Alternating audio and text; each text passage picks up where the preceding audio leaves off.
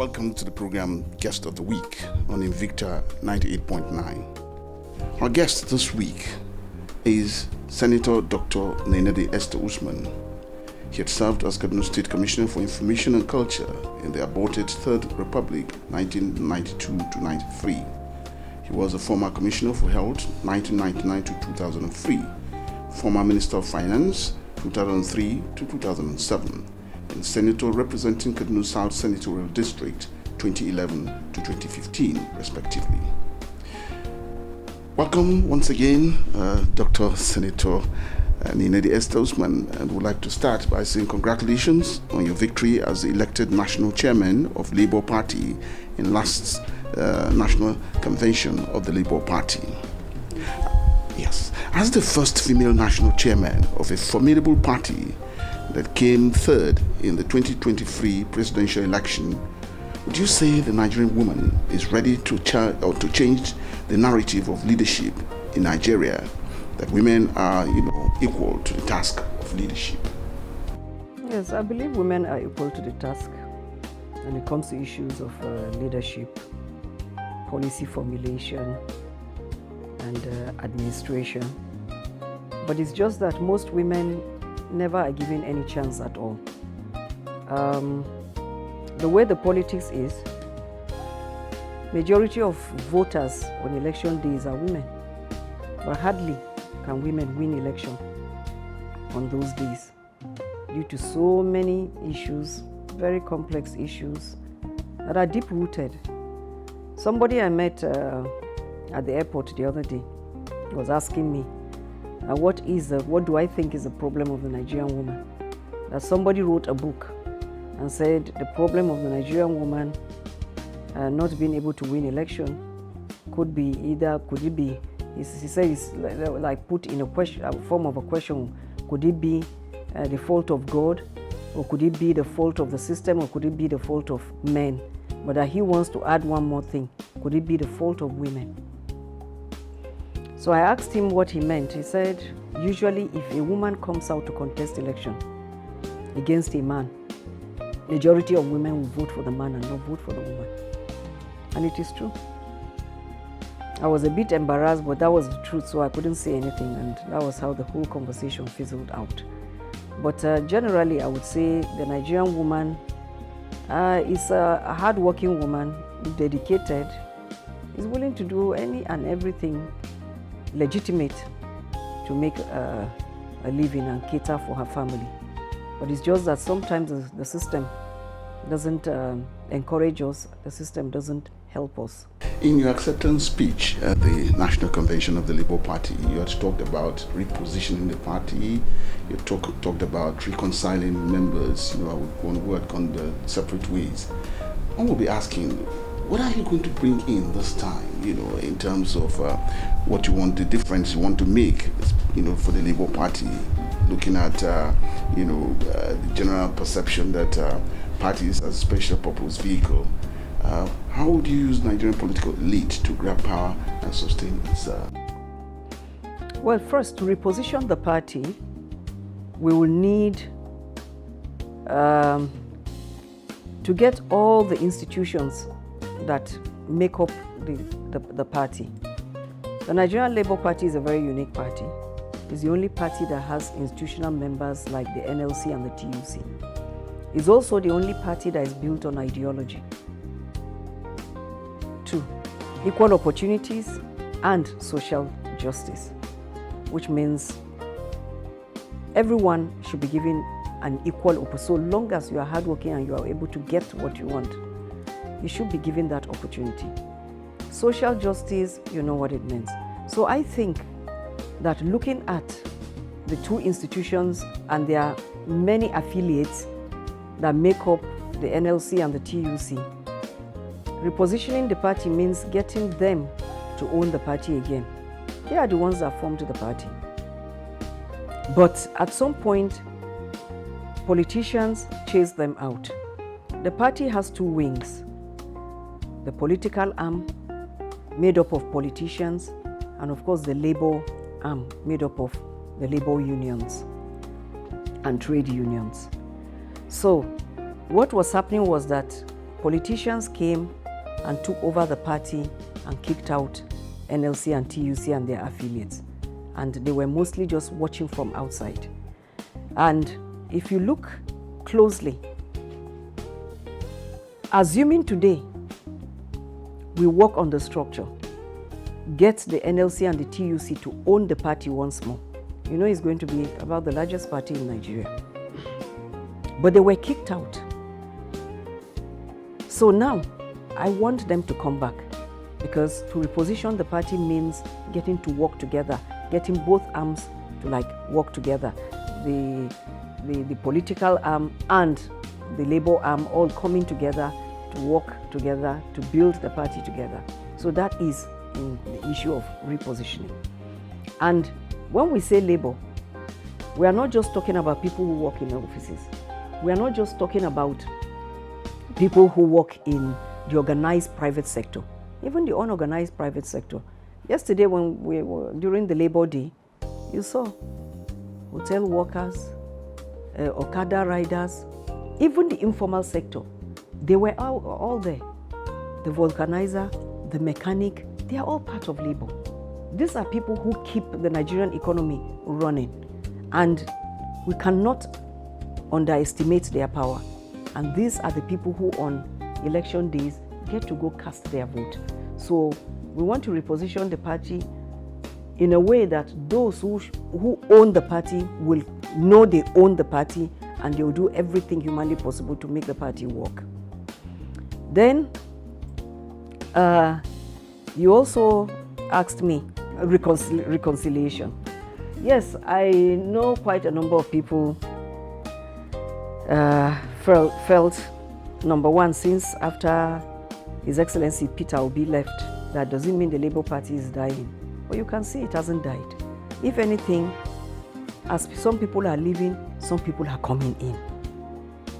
Sitting members in the National Assembly, houses of States Assembly, they are coming back, they are leaving other political parties and coming into the Labour Party. So it means there's something good happening in the Labour Party. But apart from that, it is good to reconcile, because we want to have one big formidable party. We don't want people quarreling over what should not be quarreled about.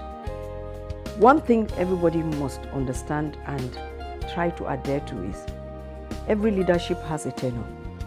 When your tenure starts, everybody should team up together to work with you. When your tenure ends, then you should know it has ended, you move on, but don't throw the party out under the bus. Help whoever comes in, your successor, to continue building from where you stopped. People talk about the ANC in South Africa. It's not one man's work. It's many people coming together. Successive leaders, one handing over the baton to another. One person handing to another, the next one hands to. So that is how it's supposed to be. Today, it's my turn. I've been elected for 4 years. After the 4 years, if I choose I want to do a second 4 years, I'm allowed by the constitution of the party. But if I choose I am tired and I can't do it, then I would have to bow out honorably and hand over to somebody else. And if I choose to go to the way of 4 more years, after the 4 more years, I must leave and hand over the baton to someone else. But for me or for anyone to think that because you contributed your quota in the past, the party is all about you, and without you, the party cannot move anywhere. That is the wrong way to look at it. So for those who have that mindset, we've been pleading with them, please, let's not go that way. Let's think about the interest of the party, not our individual interest, not our selfish interest, but what is good for the party, so that we can come together, rebuild the party, set it on a sure footing and a sure foundation. You're a female of many firsts. A lot of people are very proud of you. In fact, a lot of women, let me correct that, a lot of women are very proud of your antecedents. However, since 1999, this political space, particularly for women in elective positions, has shrunken seriously. I mean, the progression of it has been very, very steep. Now, there are those who have looked at the situation, just like we started during the interview, telling you that women are their own problems and all of that. What would you say, actually, when it comes to this issue about women being their greatest enemy? What would you say are the root causes of whatever distrust? Let me use that, just temporarily use that word distrust, that happens between women and women, because indeed, the research has shown that women make up over 60% of the electorate on election day, any given election day. They stay and ensure that they cast their votes. So, what is responsible for this root cause where women do not see themselves as leaders? Because that's the only reason why women would not vote for women. We do not see leadership in each other. Where would you say that problem is coming from? And as an addition, mentorship, the issue of mentorship, female mentorship. Have you fit into this? Are you a mentor to women, young women who want to come into politics? And if so, how are you doing? What are the challenges? How many have been able to take up the gauntlet and follow in your footsteps? Thank you. First, I think the issue of the shrinking space for women in the legislature and in governance as a whole, it's real, it's a fact. And I believe why it may be shrinking is because suddenly the Nigerian politics has become about money. So it's a financial thing now. And it wasn't really so at the beginning. Even just this dispensation, 1999, when people started contesting elections, most people who contested at that time, they didn't really have any money. But because they had a good name, people were willing to vote for them.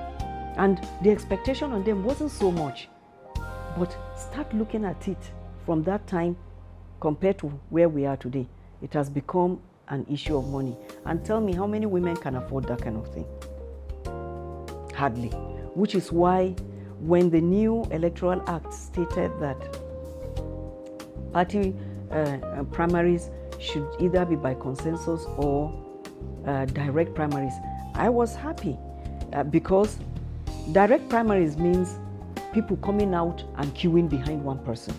So where a woman has been good in the community, she may not really have money, but on that day I expect people in the community to come out and queue behind her for her to win that primary election. But when it is a delegate kind of thing, it is like the highest bidder, you bring your money, you pay the delegates, they vote for you. Tell me, how many women can win delegate election? So I try to look at the other side of, I believe that could be helpful to the woman, because in many communities, women do so much for the community, and not that they are not valued, they are valued. But for it to translate into political power, it has not been able to happen. That's number one. Number two, I believe most women take directives from either their husbands or their elder brothers or the male leaders of the families, who on the day of election will tell them, okay, when you go out to vote, that this is the person you are going to vote for. And for some women, they actually listen to that and they go ahead and vote for fellow men because the man in the house said, when you go, this is the man you are going to vote for. So you see, that has not really augured well for us. For me, in the Labour Party, I have quite a number of mentees, and for me to put my money where my mouth is, we have quite a number of women today in the NWC. For every political party, the engine room of the political party is the National Organizing Secretary, the NOS. The National Organizing Secretary today in Labour Party is a woman, Oluchi Opara. So we have many other women and the party is particular about making sure women get their fair chance. Like we have 3 deputy national chairmen. There is Deputy National Chairman TUC, Deputy National Chairman NLC, and then Deputy National Chairman, woman, female. Nikki Oriola is that female that occupies that one position among the three men, the two men plus her. And if the party hadn't made it like that, I want to tell you on, authoritatively that no woman will occupy that position. And for me to even have emerged, His Excellency Governor Alex Oti, the leader of the party, and his beautiful wife, they believe in women. They believe women are reliable, they are dependable, they are hardworking. And when they told me that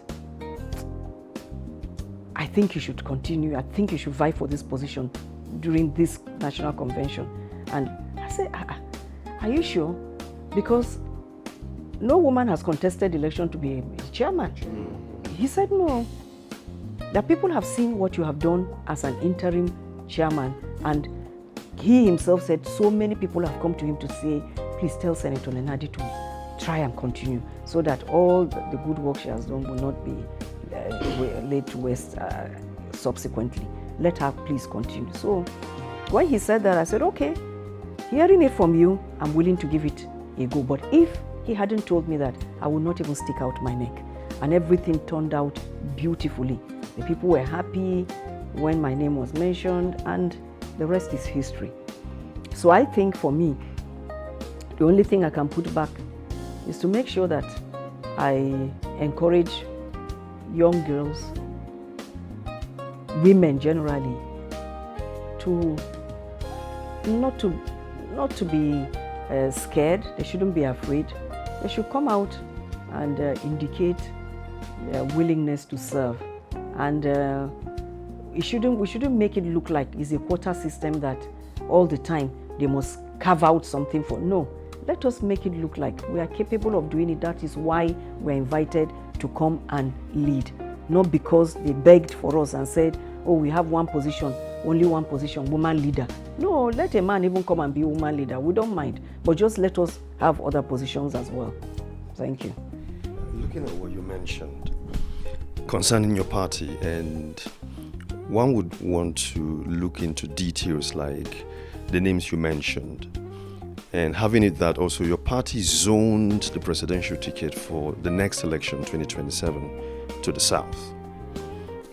And I looked at the latest NWC. Majority of them are from the south, and one might begin to think, is the party beginning to go towards southern Nigeria? Is there a place for inclusivity for other regions of Nigeria, or is it a strategy? Is it a political strategy that you're zoning to the south?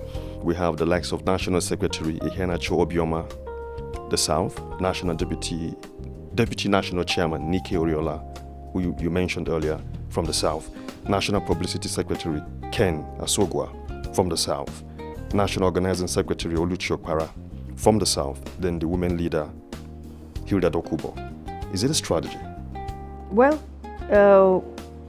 I would say yes, it's a strategy, but not a strategy to take all the slots to the south, no.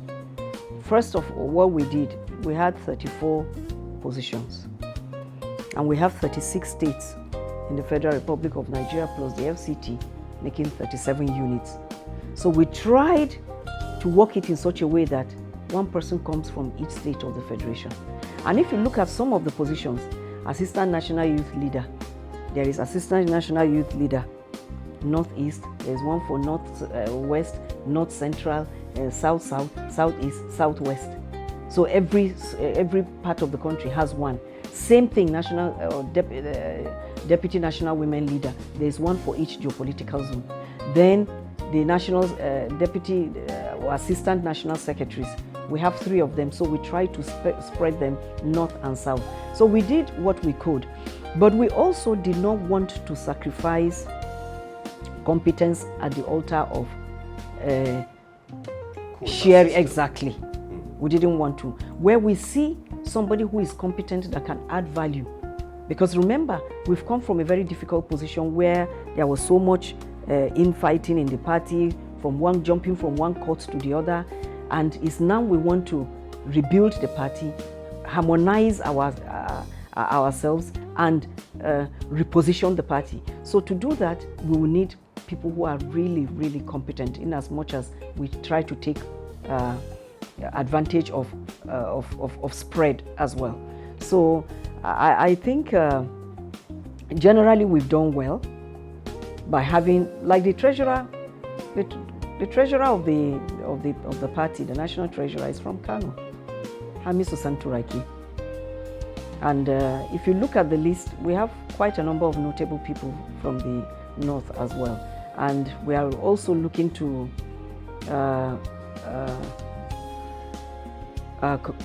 put together a new board of trustees. We also would want to use that board of trustees, the membership, to spread it in such a way that we have most parts of the country feeling they belong and they can own the party. The race for 2027 has begun in earnest, with many contenders already indicating interest for the top job of the presidency in the major parties, but none is heard of the Labour Party. And so, should we conclude that the slot is being reserved for Mr. Peter Obi's expected return, to his former party? Some say that was the reason Labour Party distanced itself from the strategic alliance reached by the opposition parties to present a single presidential candidate in the 2027 election. What is Labour Party's position on this? Well, our position is, let me even start from the beginning. When Peter Obi left the PDP, spoke to some of us, we saw reason in the argument and moved to Labour Party. It was on the basis of, there's an unwritten code in Nigeria that when a northerner does 8 years, a southerner should come and do their own 8 years. So when President Buhari had done his 8 years, we felt the position should now go to the south.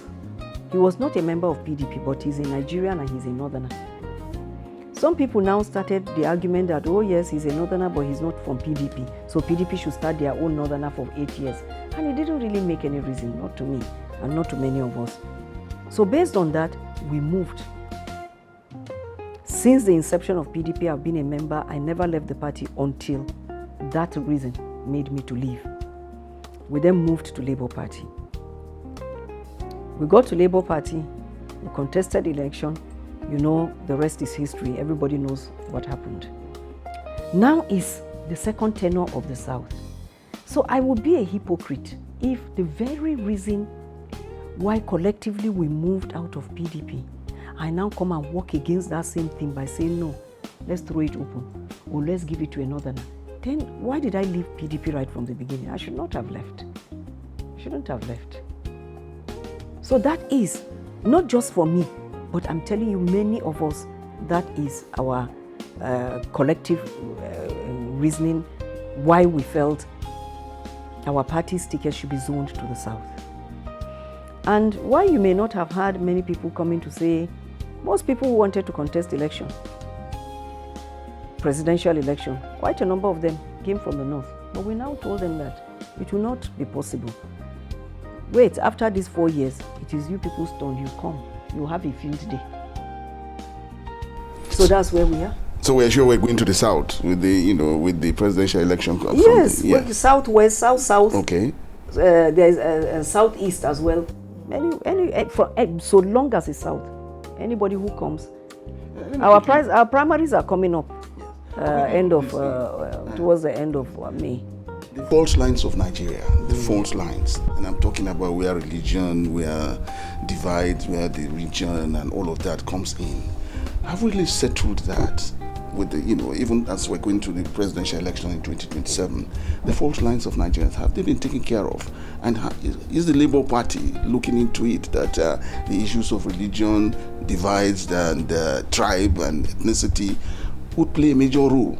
And so for the Labour Party, Are you really concerned that this will play a big role in deciding, or where the electorate will form their, make their choices of who they want? We believe it will play a big role, but we also believe that competence will play a big role. If you choose somebody today and say, you come and contest election because you are from the south, and the person doesn't have the competence to match the person who is already there, you've already shot yourself in the foot right from the beginning. So while we are looking at region, looking at religion, we are also looking at competence. That's a daunting list that you have as chairman. I cannot wait to see who emerges as your flag bearer in the next few weeks, because we also know that there's a deadline. But I would like to take you back to your roots, because you said something. You said if it weren't for the fact that there was some sort of unfairness in how the situation at that time during elections went, you wouldn't have left the PDP. I don't know if there's any Nigerian, if they had told an average Nigerian in 1999 that today the PDP would not be a party to really reckon with as opposition, that there would be a Nigerian that would not believe. Your thoughts on the state of your home party before you shifted, the state of your home party today, what are your thoughts? Well, my thoughts, I think PDP lost because at some point there was no internal democracy. What people call loyalty took over competence and every known reason. You grab somebody, whether he can make a good representative or not, you say because he's loyal to the godfathers, they just push him in there. And these are things that kill institutions. Sincerely speaking, lack of internal democracy is one of the things that killed the PDP. And today there are those who will say that the signs are there in the ADC when the primaries will tell. However, there are those who are saying this lack of democracy, those principles. And you said something very, very cogent, I think, where you said right now in Nigeria, the Labour Party seems to be the only party that has some sort of ideology. The ADC right now seems to be the growing behemoth that, especially with the reinstatement of former Senator David Mark as the chairperson of the ADC, it seems to be like that momentum is back. People are beginning to, there's some excitement around. But the internal democracy, is it going to withstand the interests of the party? I know you're not a part of the ADC, but as a Nigerian, just looking in to what is going on, the big wigs, the big names that are in the ADC today, and their aspirations that we know that might be there. Do you think the ADC will stand the test of time? Well, honestly, I don't know what policies they've put in place that will guide them when the time comes. I really don't know. So because I don't know, I wouldn't want to comment and judge from a position of ignorance, because I'm ignorant of what their game plan is. Yes. If I knew the game plan, then I'll be able to give you the answer. But I don't know what their game plan is. Okay, you mentioned how your party is faring and very hopeful, but I want us to look at things in retrospect. So 2023 election, your party did good. They came third with 6.1 million, with the second runner-up 6.9, and the first person, the incumbent president, had 8.7 million. And some political pundits would argue that, just as what happened in 2015, if there was a coalition, a single coalition that would go against the sitting party, they would have won, as against the split between the PDP and the Labour Party. Now we have the ADC. what do you make of what is going to happen again? Don't you think, as others were are putting it, that is another split to what is supposedly the opposition vote? Well, I don't know if there will be a split. I don't know about that for now, because we will have to wait in a few weeks to know exactly what happens. You made mention of opposition gathering together to decide on one. We were not even, well, I was not able to attend the meeting, but I forwarded the letter, the invitation to our people from the southwest, because the meeting took place in Ibadan. I forwarded, if anybody can attend, let them attend, but we could not, and most of the leaders of the party could not attend because we're having our congresses at that time. So you don't leave your congress to go and be attending opposition meeting. Nobody does that kind of thing, because every politics is local and you must have a base before you would even be invited to that kind of thing. So we just forwarded the letter, shared it around, and those who, I believe those who could attend, attended. But what they told me is that when they got there, one person was chosen to speak on behalf of all the political parties, and it wasn't any of them anyway. So the people who were chosen, they spoke, and then that was it. But I believe that every party is putting together a strategy, winning strategy, and when that time comes, certainly there will be conversations here and there, maybe alliances here and there, maybe, and also looking at the kind of people that will emerge. There are some people that if they emerge, you know that there is even no contest. So I don't want to preempt, whatever would happen, but we are watching. Let me take you to Nigeria, what Nigeria is presently going through. And what we see opposition trying to do is that it must take out the ruling party, because again, it's been said that Nigeria have never had it this bad. Now, coming from Labour, what is it that you want to come with to tell Nigerians that it is this bad, and for these reasons, this party must be taken out? For what Nigerians are going through, because they talk about the pains, never had seen this kind of pains that we're going through this time and so. And on the issue of crisis that this ruling party is creating in all of the parties, the hands of the APC, the ruling party, is seen in the crisis going through the political parties. So, your concerns here? Well, for me, I think whether Nigerians are doing well or they are suffering starts from the policies of the government of the day.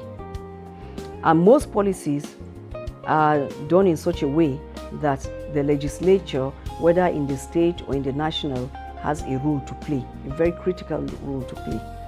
Therefore, I have even proposed to the Nigerian Labour Congress and the TUC.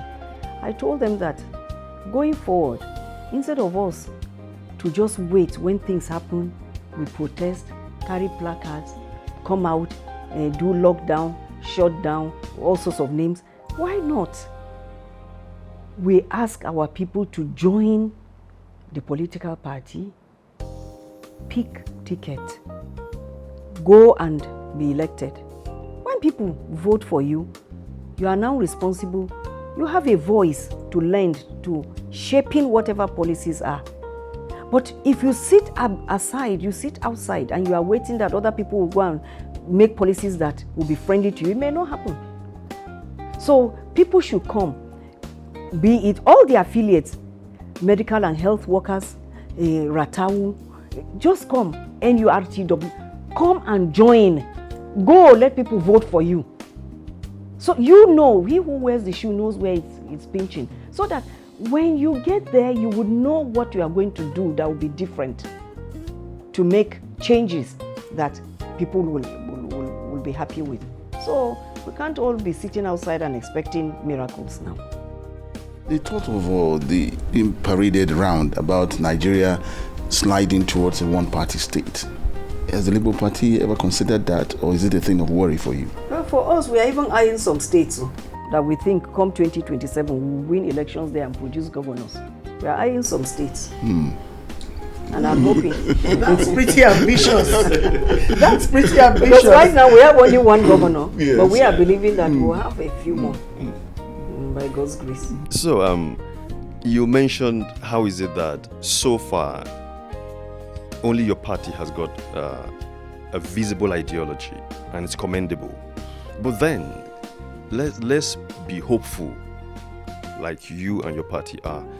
And if your party wins, how would ideology at this point be translated to good governance? What does your party tend to offer Nigerians, which will be different from what we have? Because being a Nigerian, over the years, looking at different dispensation of our political history, you see that politicians just defect. That's just the difference. So what will make it different this time from your party? Well, I would want to say that if you were to go to Abia State today and see what Governor Oti has done, if you read about it, you will know that party ideology is key to delivering dividends of democracy. He has done well. For the young, for the old, the elderly, he has done well. And you see this thing of equal opportunities and social justice. It's key. Without that equal opportunity and social justice, I would not be sitting here speaking big English. Because as a kid, my parents couldn't really pay school fees for me. I was on government scholarship.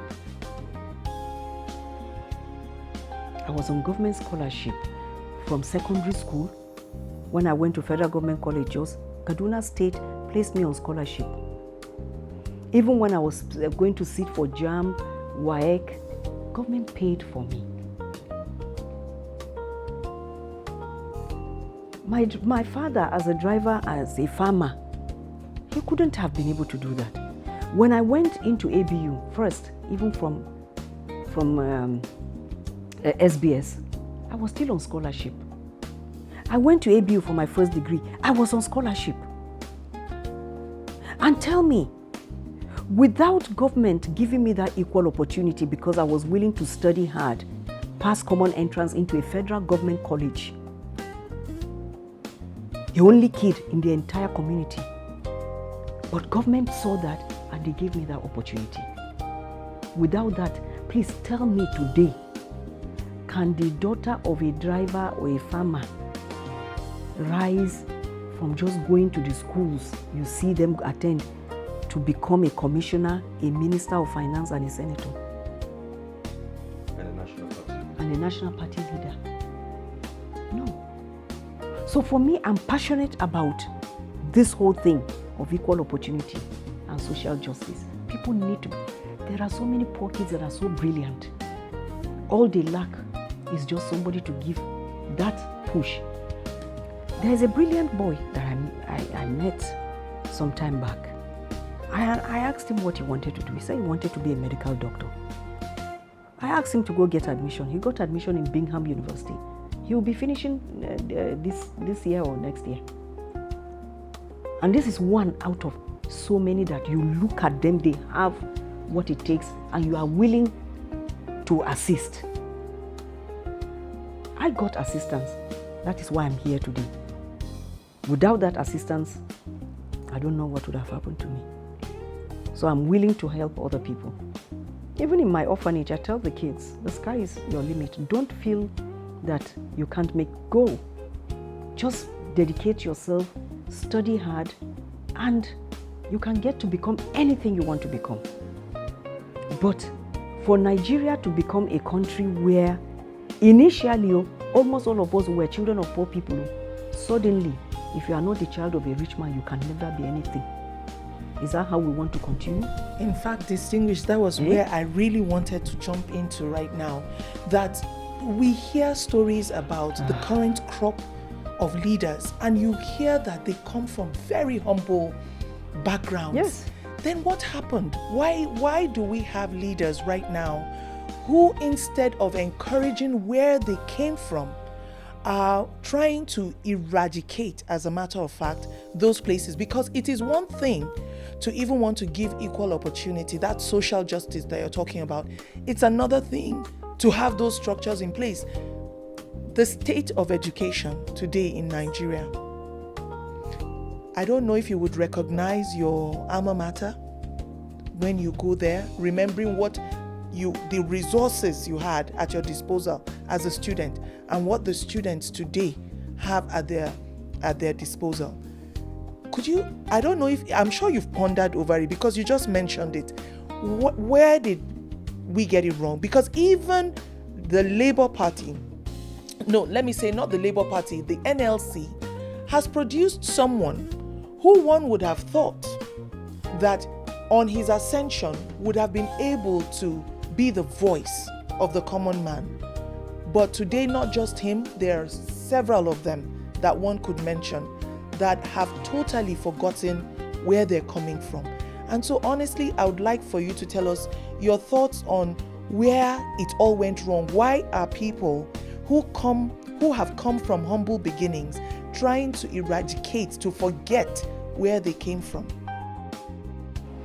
Honestly, it's really very sad, which is why I brought it up, because I've constantly thought about it. I've constantly asked myself, the opportunity I was given, why is it that other people are not getting that opportunity?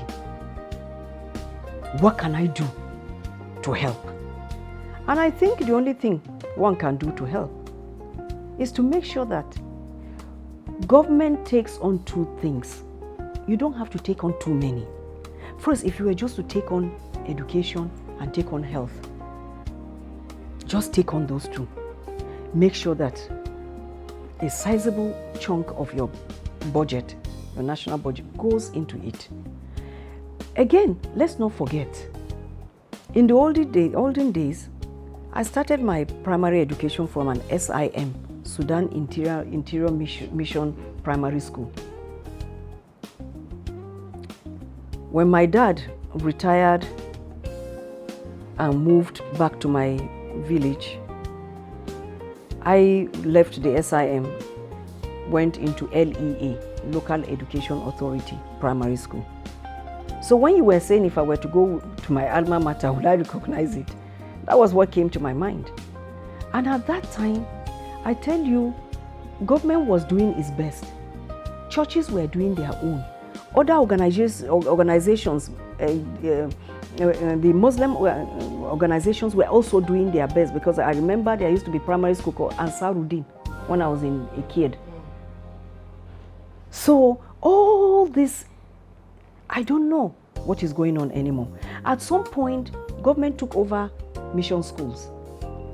At another point, I was told some were returned back.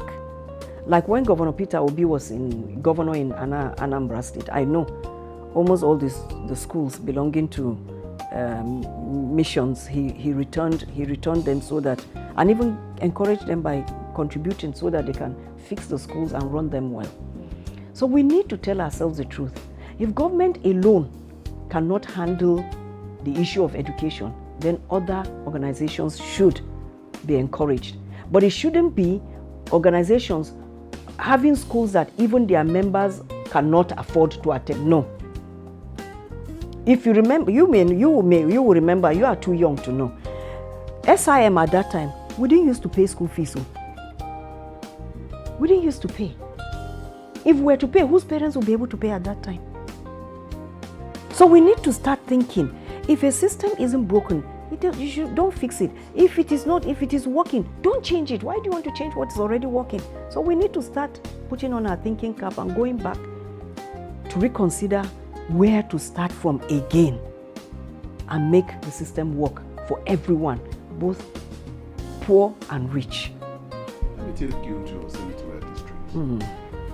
The narrative of politics has taken a different shape with what we're seeing coming from the Kaduna South senatorial district, and this is about that today it enjoys a federal medical center, and a science university and all of that, and so things have changed. Now, bringing all of that, are you happy with what is happening now, that government attention from federal and state is really showing? We have a minister from that senatorial district. Are you impressed with what is coming out from from your senatorial district? Do we have a minister from Southern Kaduna? Oh, yes, Minister of Defense. Defense. That's true. Yes. You're right. Yes, that's true. And majority of us were happy when he was appointed, because we felt that would put an end to the issue of insecurity. Because if you remember, that zone, I think, was worse hit than any other zone in the whole of Kaduna State.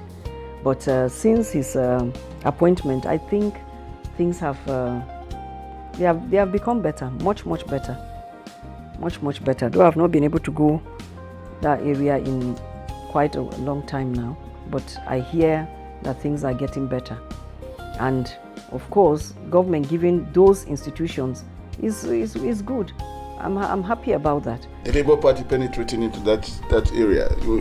Yes, it was the Labour Party area during the 2023 election. Yes. Because if you remember, one of our members in the House of Reps was a motorcycle operator, but he's doing well, even though he became a big boy and left the Labour Party and went to join APC. So.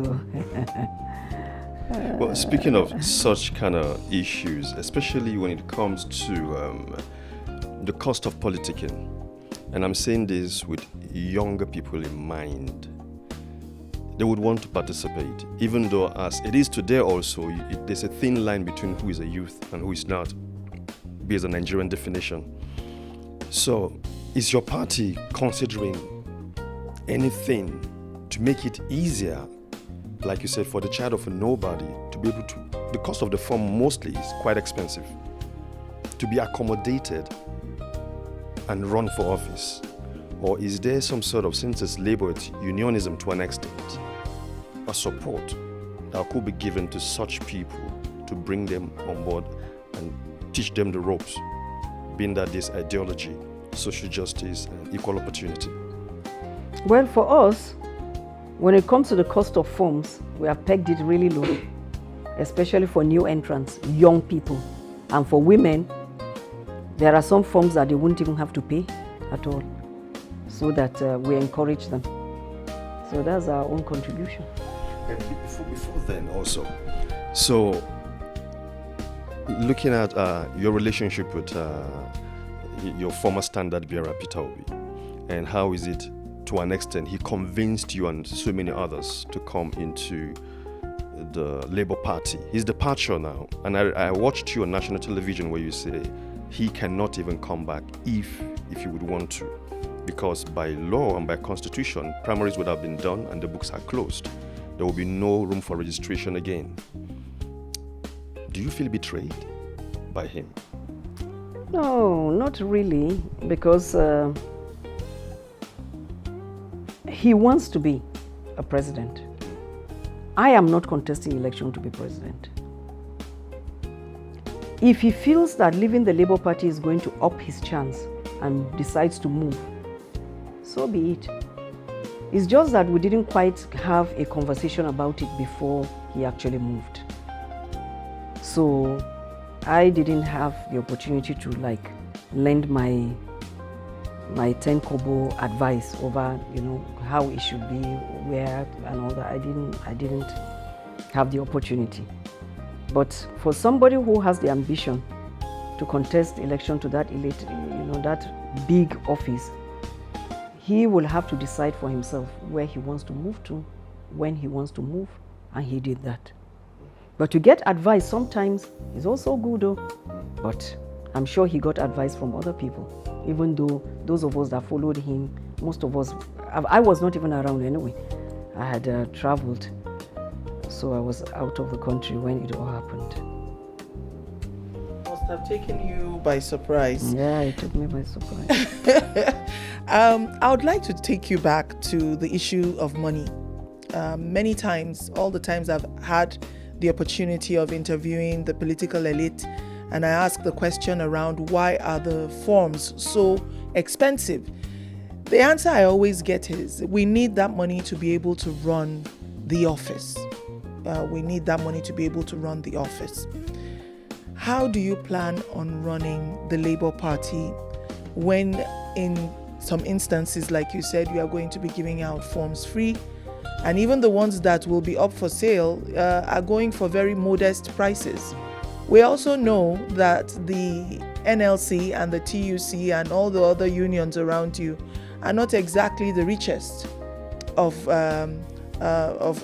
institutions in Nigeria. So, as a woman, a leader, without much resources, and you're planning to make an impact come 2027, how do you plan on running the party?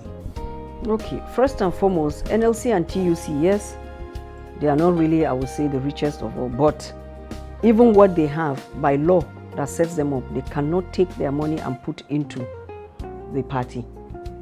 They can't do it. Even if they wanted to, they can't do it. So we are not expecting them to contribute money like as institutions to the running of the party.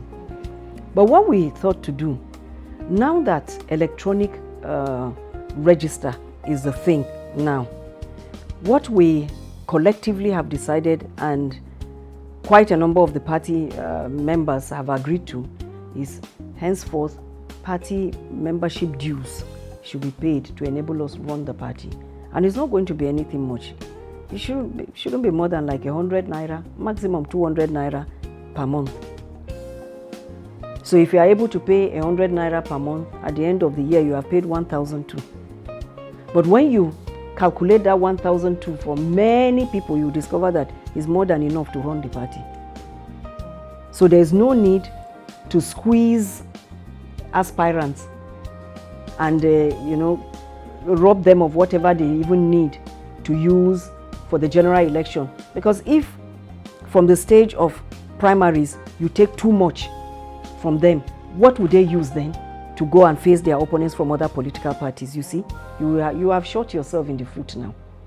So I think that is our game plan. Well, the elections, I go back to 2023. The Labour Party made a good show of itself in 2023. It penetrated, what people say the southwest, especially Lagos as it is. And it came to the north. Now I'm looking at elections, and people say elections is with numbers. And so the north as a bloc has that number. But we're looking at what is probably to come 2027. Is the Labour Party, can it guarantee itself of still penetrating the southwest as it did in the last 2023 elections? And the north, where can we still be talking about a monolithic north today? Or that the north is, as it is, divided with what we get from the middle belt and, of course, the core north, so to say. Can you penetrate into that core north? I think we will penetrate, because the kind of membership we have, particularly the unions, they are everywhere. They are not restricted to one tribe. So we are very, very sure that if we work on getting everybody back on board, we're going to have a very good showing. How many party members would you say you have nationwide? I will have to go and check my iPad, yes, because the numbers are increasing on a daily basis.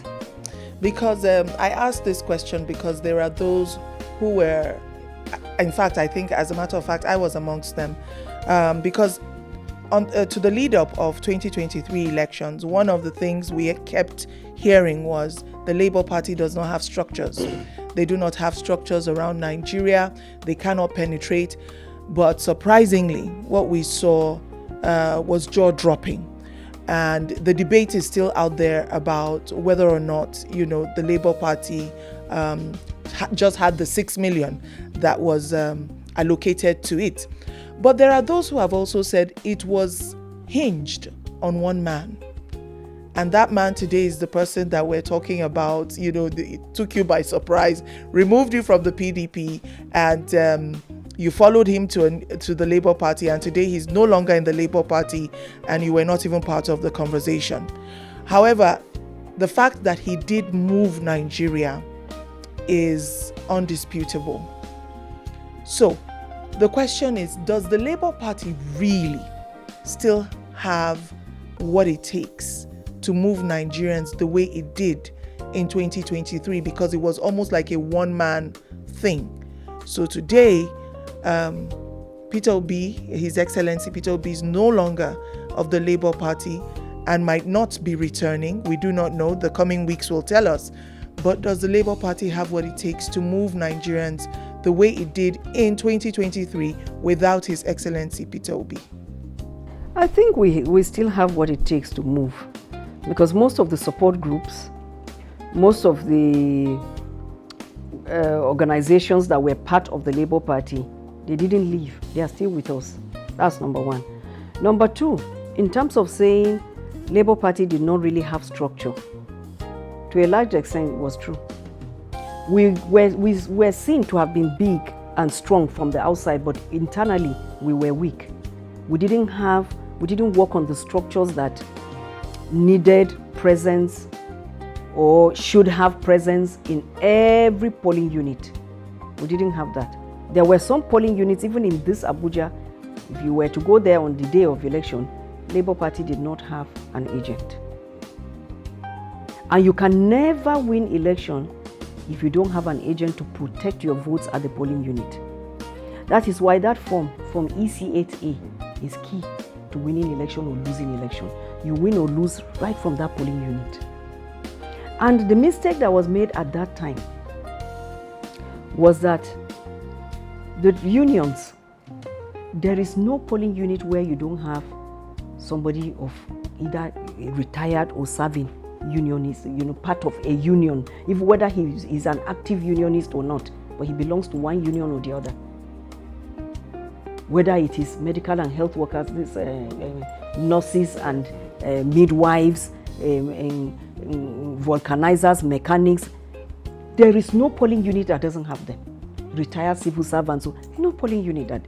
So if at that time we had decided that let's tap into that reservoir, get one person or two from every polling unit to stand as the agents, the matter would not have been the way it turned out to.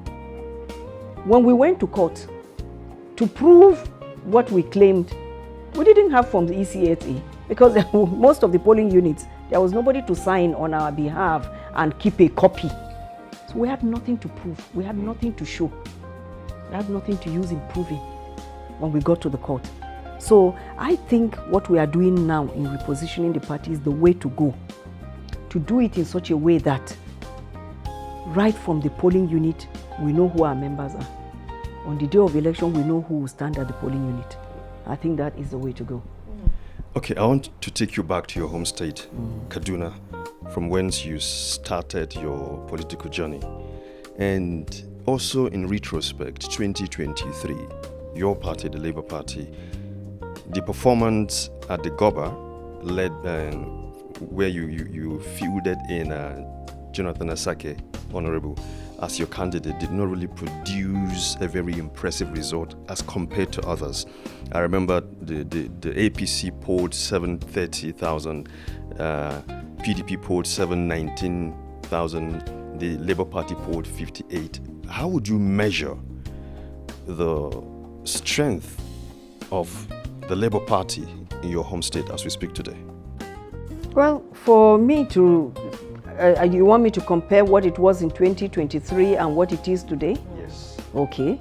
In 2023, I think the Labour Party had quite a sizable number of people as members. But when it came to translating it into real votes, it did not quite work out in all the positions. It worked out for some positions, it didn't work out for some positions.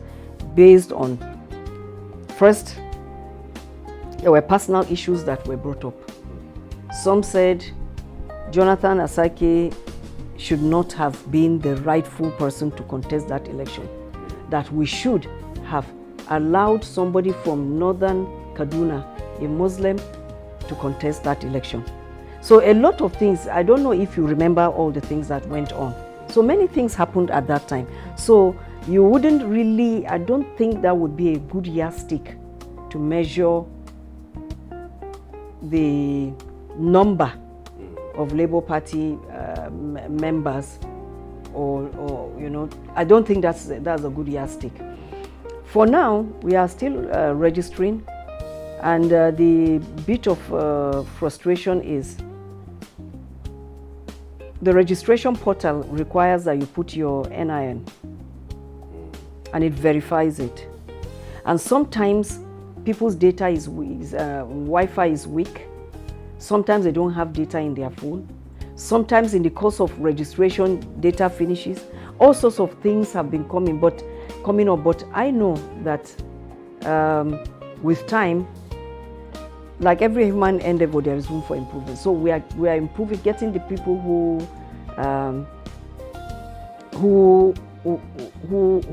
made the portal for us. We are getting them to keep like listening to what complaints are from our members and then improving on what they have developed. So they develop the portal. If we have a problem, we call them, we tell them, then they keep moving like that. But I know many of our members have been frustrated.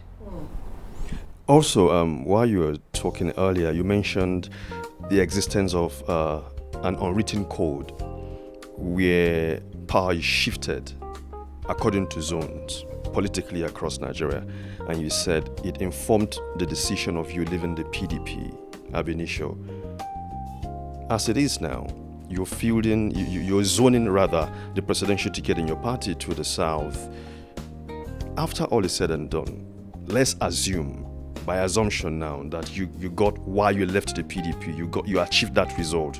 Do you hope to maintain status quo of that particular unwritten code going forward, that rotation going forward? We intend to keep it. That after the South has done 8 years, we should come back to let us do 8 years. Now, does that mean at this moment, if a southerner wins, he's only going to stay for 4 years?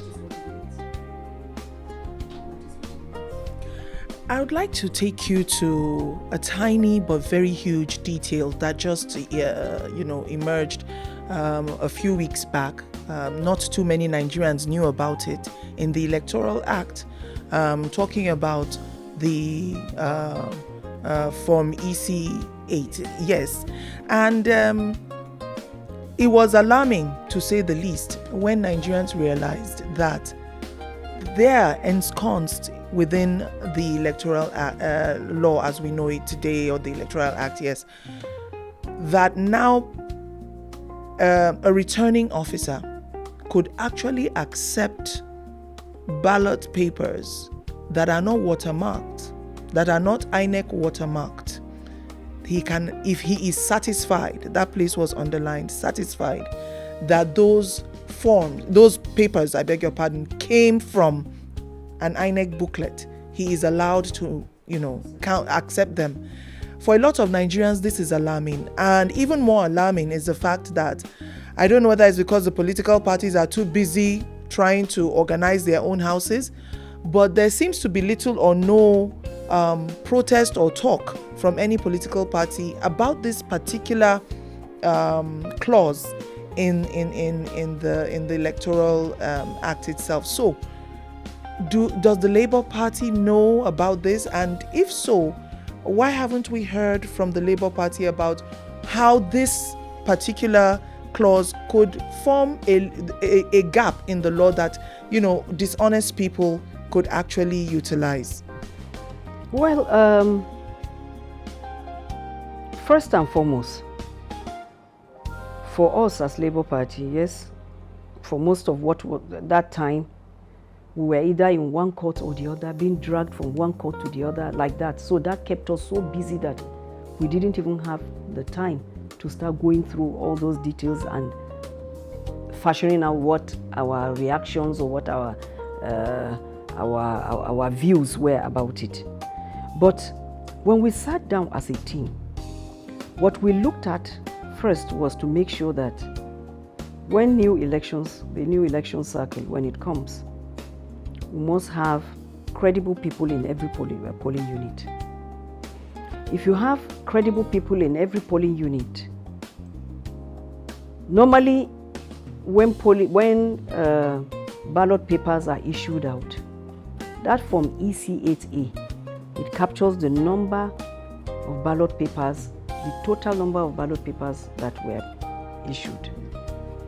It captures people who were accredited, the total number of people accredited. And it also captures the total number of people who actually use that ballot paper to vote. It also captures, are there voided ballot papers, like maybe the person wrote, cancelled vote and is eligible? It also captures that. Then it captures also the total number of votes each political party scored at that place.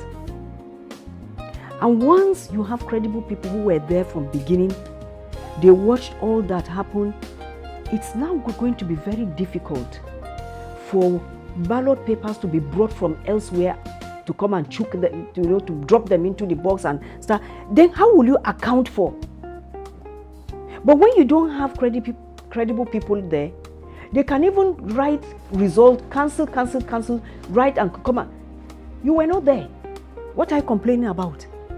So for us, we think going forward, while we look into what should be our reaction, let us, even as we are building our structure and repositioning ourselves, let us make sure that we have good people that are going to be our representatives in every polling unit, that can grab that when that form EC8A has been filled.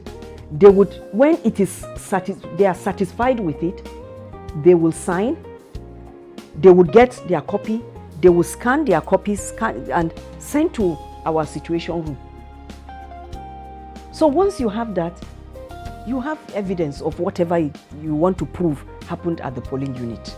You were at the National Assembly 2011 to 2015, but the National Assembly has become an assembly of concern to Nigerians today. And it was then, what was presented was that we should have the executive, the legislature, and the judiciary, so to say. But again, what we see today is that we hear the talks that the executive has taken over, has muzzled out, the other branches, the legislature and the judiciary. Nigerians are today concerned. The comparison is what I want now of the time you were there in 2011 and what we're seeing now. Nigerians are very concerned about election outcome not being decided by the judiciary. Are you worried here? Well, talking about the National Assembly or the legislature, yes, things haven't really, instead of them to be improving, at some point it was even declining. But I would not blame the executive. If you, as a legislator, you take your power and hand over to me as an executive, I will take it. I will take it. So I don't really blame the executive. I would say the legislators should be doing what they should do. The legislature should look at itself as an independent arm of the government and do the needful. They will be respected. But when they throw it away, then it will be accepted too by those that they threw it to. Same thing. Okay. The judiciary deciding our elections, your concerns here too. Well, my concerns, yes, and I've said it severally, that first, on days of elections, people who cast their vote, their votes should count. It shouldn't be those who are counting the votes that should have a say. Those casting votes should have the say, not those counting the votes that work. Are you getting my point? Mm-hmm. So, and how do we get that?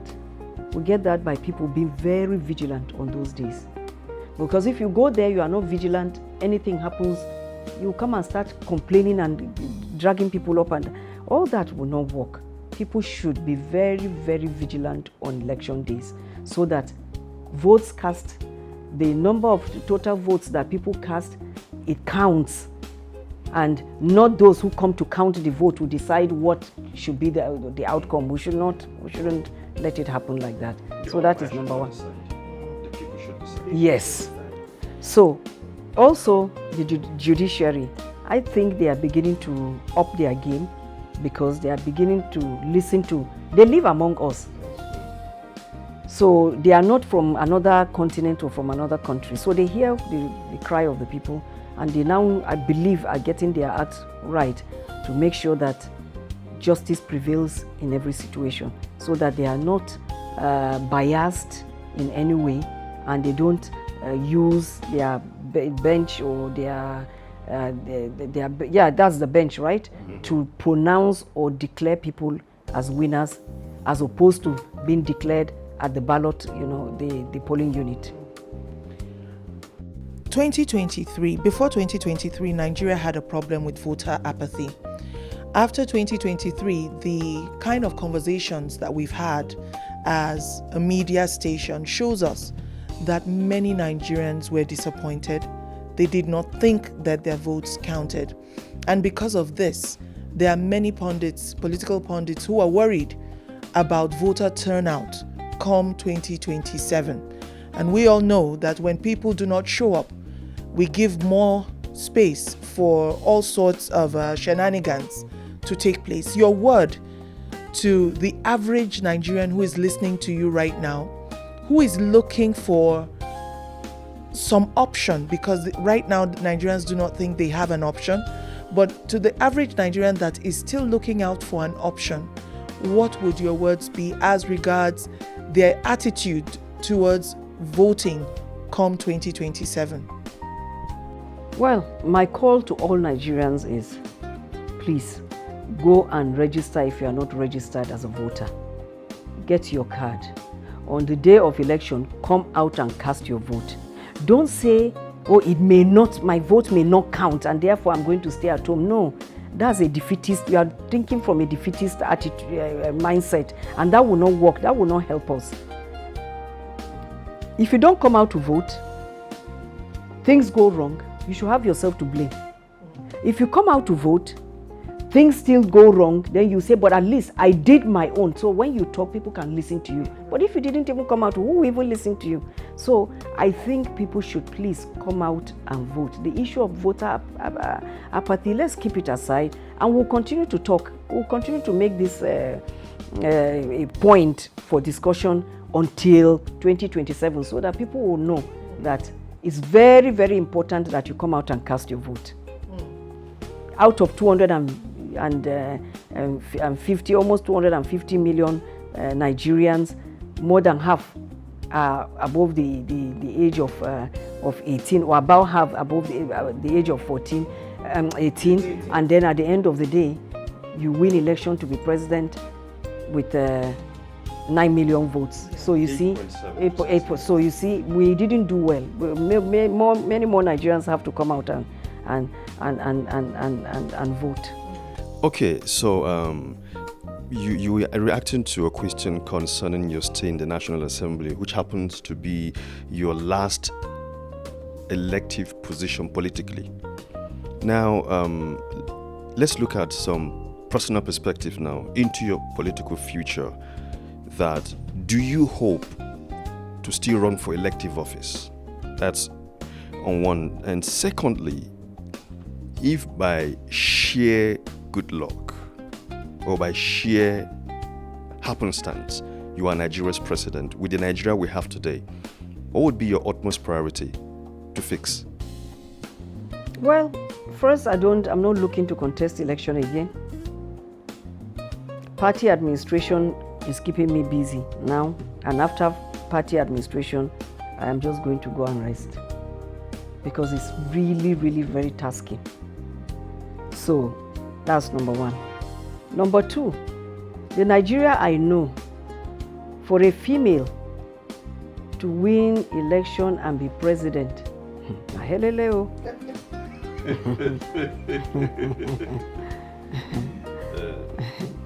and then I'm not just a female, but I'm a northerner, and I am called a Christian minority even in the north.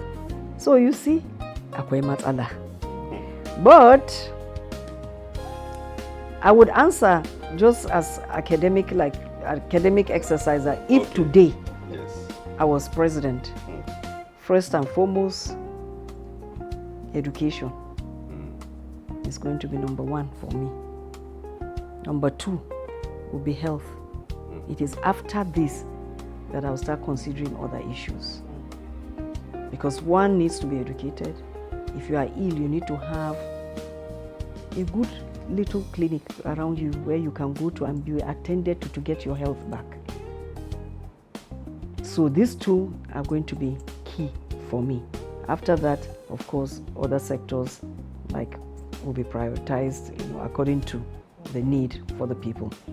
But that, I think, that is academic exercise. Let me just round it up with this question. Before we go, though, I would like to know, as a party chairman, how you intend to conduct your primaries.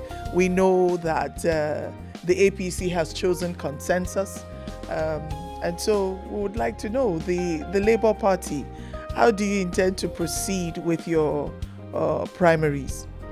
Well, we would like to look at a process that will be free and fair, and we are already discussing it, but we have not agreed. We have not come to a conclusion yet. But above all, we want to look at people who are not financially strong but have integrity, and their community would like them to serve. They would like to vote for them. So as we are looking at the process that we are going to adopt, it has to be a process that would encourage such people to win election. So I think I will stop at that. But particularly, women. But we'll look. We are still working on it, and when we get to that bridge, we cross it. And that would just be about the size of it on the program. Guest of the week. Our guest has been Senator Dr. Nenadi Usman, who is the national chairman of the Labour Party today. She's been talking about, the Labour Party and their developing stories in Nigeria. We thank you, ma'am, for coming on the program. Thank you.